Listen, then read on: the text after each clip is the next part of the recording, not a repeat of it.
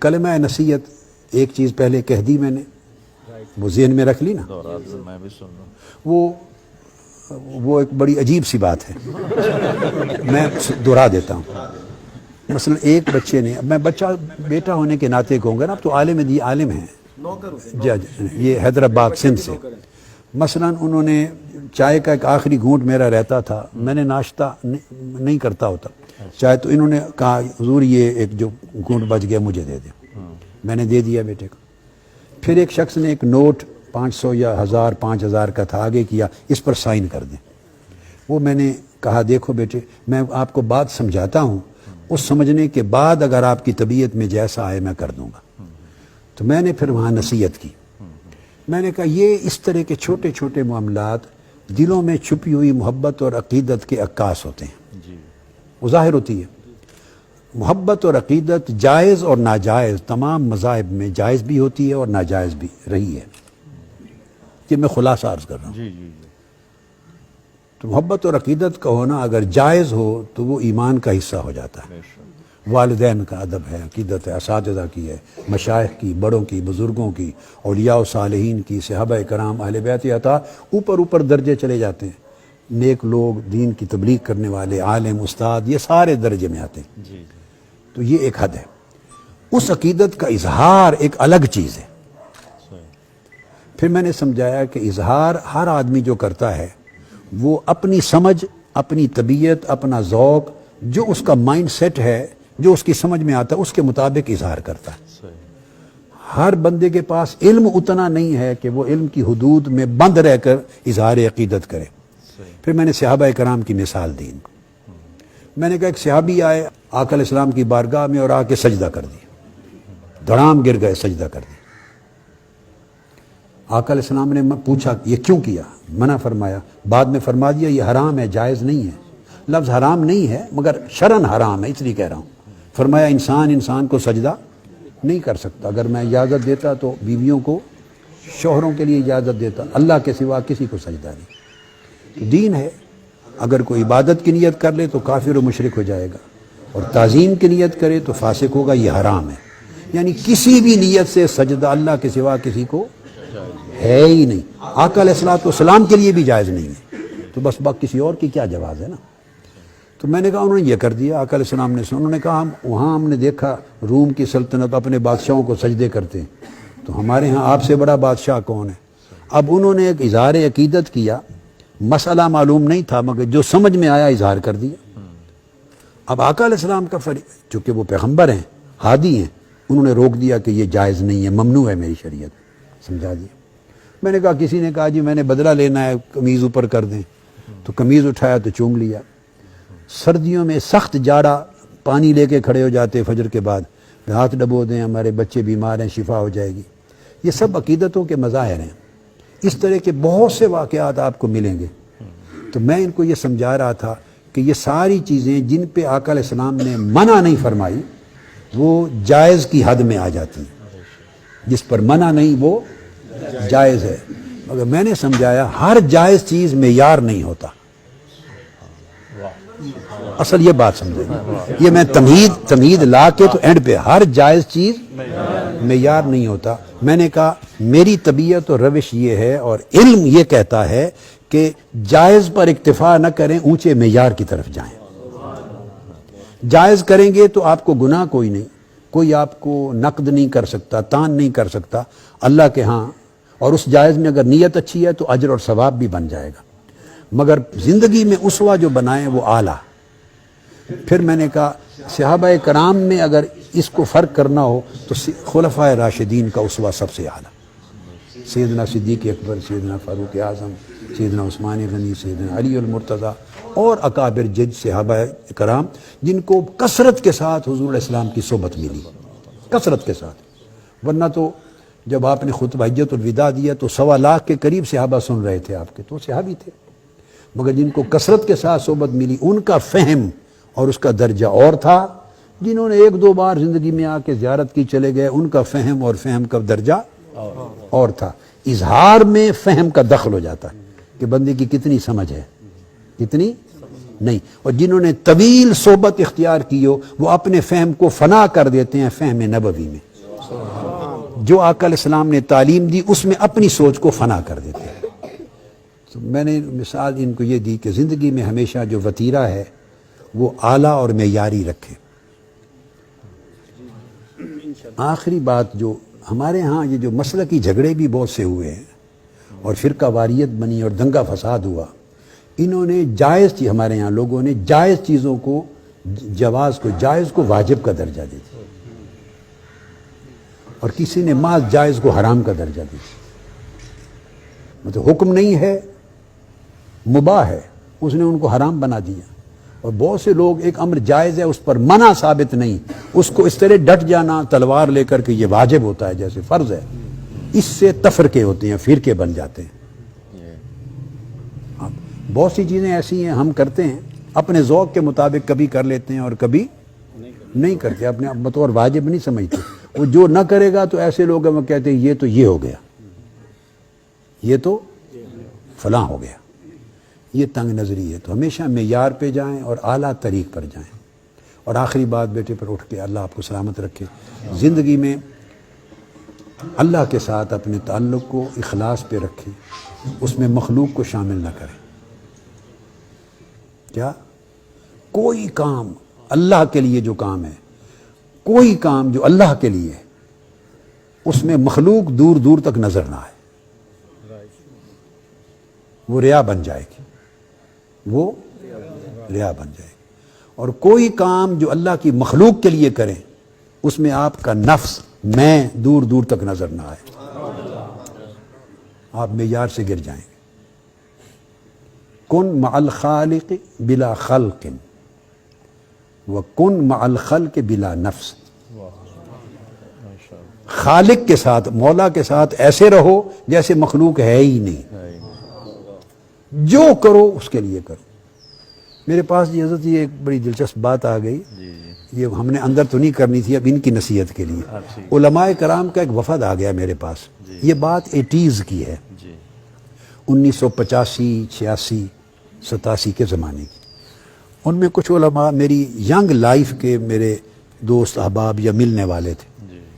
اب وہ عالم اور پیر صاحبان ہو گئے تھے. وہ وفد آیا تو مجھے کہنے، آپ نے سنی ہوگی یہ بات. تو وہ آئے، انہوں نے کہا کہ فلاں دارالعلوم میں، لاہور کی ایک بہت بڑی جامعہ ہے، تو اس دارالعلوم میں ایک اجتماع تھا، پھر وہاں علماء اکٹھے ہوئے، بڑے بڑے اکابر، ان میں اب اکثریت وفات پا گئی، پرانی بات ہے. تو انہوں نے کہا کہ میرا نام لیا، بھی ان کے پاس کوئی اسم اعظم ہے. یہ وہاں اجماع کیا انہوں نے آپس میں.